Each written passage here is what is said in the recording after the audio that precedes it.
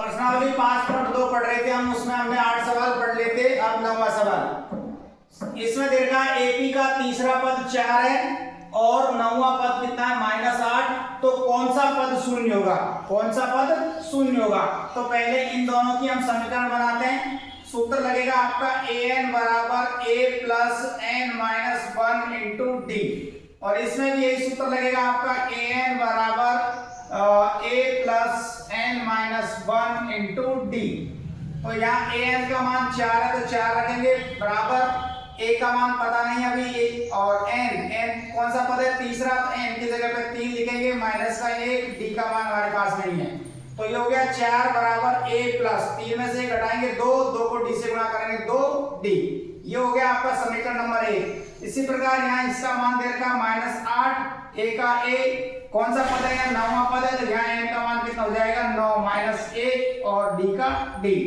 -8 बराबर हो जाएगा a, 9 में से घटाएंगे 8, 8 को d से गुणा करेंगे तो ये आ जाएगा आपका 8d। समीकरण नंबर 2।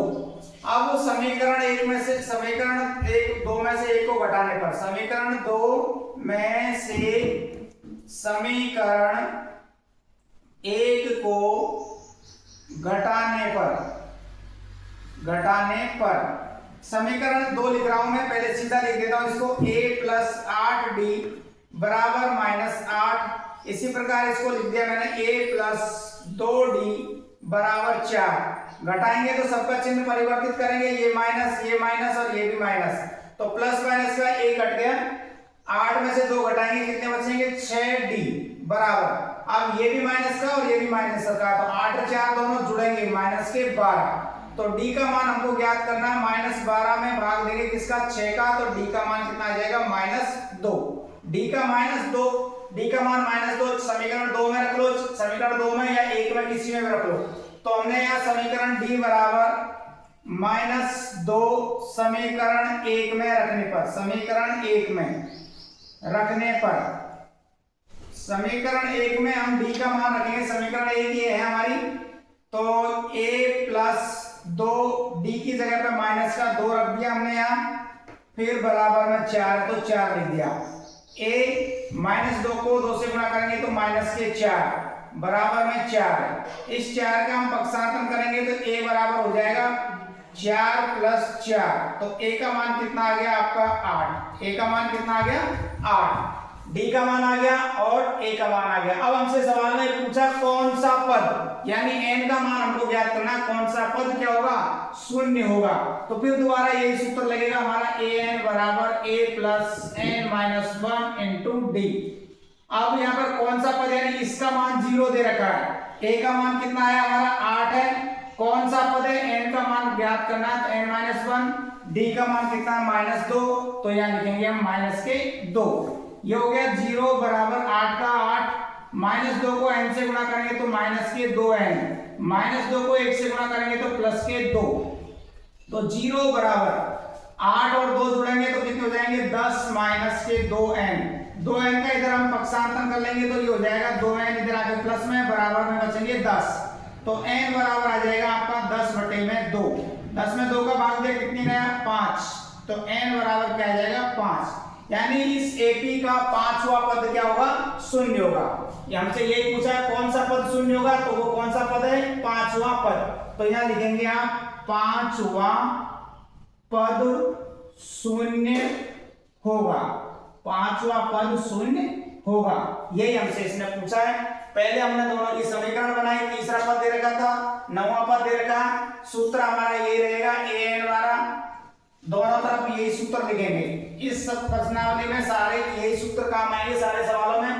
ये समीकरण 1 बन गई थी, 2 बन गई, समीकरण 2 में से 1 को हमने घटा दिया, d का मान प्राप्त कर लिया, d का मान को हमने समीकरण 1 में रख दिया, d का मान समीकरण में रख के हमने a का मान प्राप्त कर लिया। फिर हमको दोनों a और d का मान निकालने के बाद कौन सा पद शून्य होगा ये ज्ञात करना था, सूत्र वही रहेगा। तो हमने फिर यहाँ पर कौन सा पद ज्ञात करना, वो a और d का मान रख के हमने इसको हल किया, तो हमको n का मान क्या प्राप्त हुआ? 5। सवाल नंबर 10 इसमें बोला है एपी का 17वां पद 10वें पद से 7 अधिक है। तो 17वां पद 10वें बराबर कब होगा? जब 10वें पद में हम 7 जोड़ेंगे, यानी a17 बराबर a10 प्लस में 7। सूत्र हमारा ये रहेगा ए एन का ही, ए एन बराबर A plus N minus 1 into D. इसी प्रकार यहाँ भी यही सूत्र रहेगा अपना, A plus N minus 1 into D, और आगे प्लस में 7 है तो 7 लिखेंगे। तो यहाँ पर देखो हमको ए का मान भी पता नहीं है, ए का ए लिख दिया, 17वां पद है यहाँ, तो एन का मान कितना आ जाएगा आपका 17 माइनस 1 और डी का डी।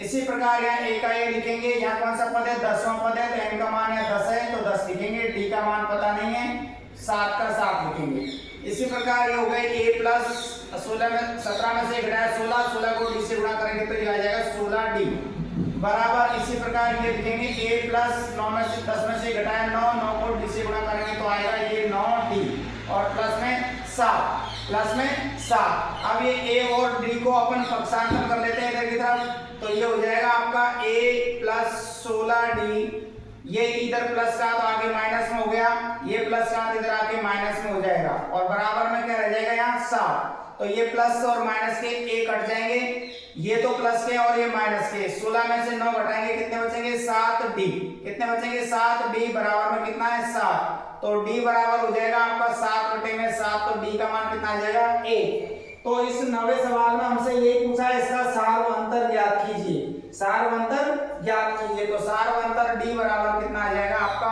1। यही आपका इसका सवाल का उत्तर है।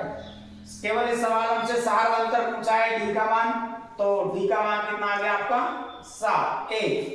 17वां पद 10वें पद से 7 अधिक है, तो a17 बराबर a10 प्लस 7, an का सूत्र या और यह भी an का सूत्र, a plus N minus 1 into D, a plus N minus 1 into D और आगे प्लस में 7। यहाँ n का मान 17 दिया, 17 लिख दिया, 17 में से घटाया 16, 16 को डी से गुणा किया 16d।